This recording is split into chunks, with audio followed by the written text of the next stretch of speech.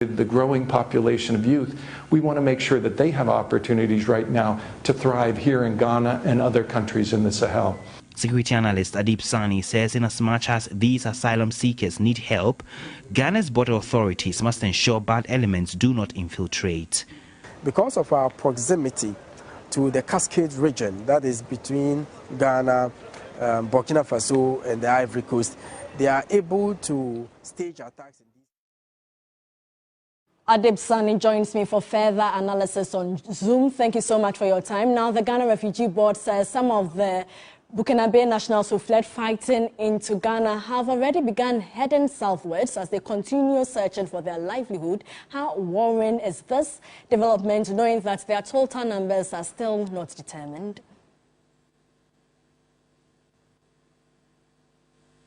Adib, can you unmute? We can hardly hear you. Okay, sorry about that. All right, so when you take a closer look at the Global Terrorism Index, the country most affected by terrorism in the world is Pakistan, followed by Iraq. Then we have Somalia, and the fourth is our next door neighbor, Burkina Faso.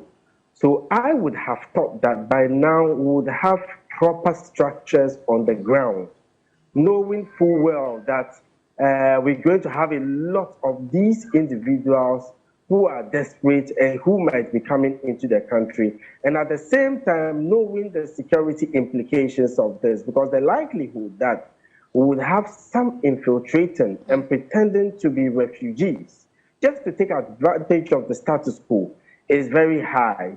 And these are mostly desperate people who are looking for two things: to leave and a source of livelihood. So wherever they would find it, they wouldn't hesitate to go there. So I'm not surprised that they have decided to take matters into their own hands and they are dispersing.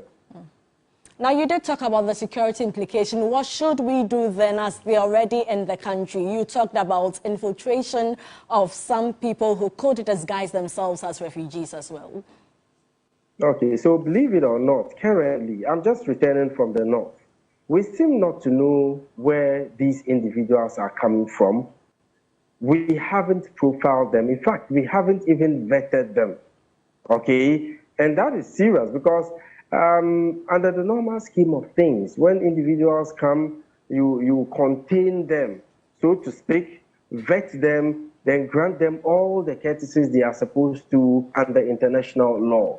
Unfortunately, what is happening is a clear indication of a total breakdown of our containment mechanism. And that, I must say, is disturbing. And terrorist organizations like Jenim, Ansar Din, Ansar Sharia, the Katsiba, Masiba, and the rest might take advantage and infiltrate the country.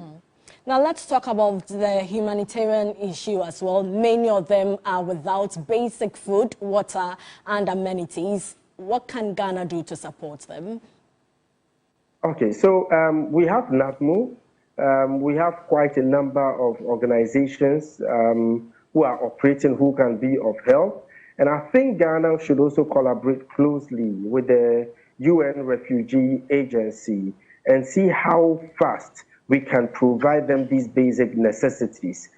Usually the bureaucracy is a bit of a problem. So when they come, there's delays, and by the time we get there, they disperse. And that, I must say, should be looked at closely, because the possibility that some of them are clean but could become radicalized later is very high. And a clear example is what is happening in Kenya with the Dadaab refugee camp, which is home to a lot of Somalians. Some of them are getting radicalized because these terrorists are taking advantage of their situation. So we wouldn't want to find ourselves in such a precarious situation, hence the need for action to be taken. Thank you so much for your time. And Adib Saani is a security analyst. Right, Portia. So we move on to other stories now. And the police recruit training program now includes counter-terrorism and high-risk operations.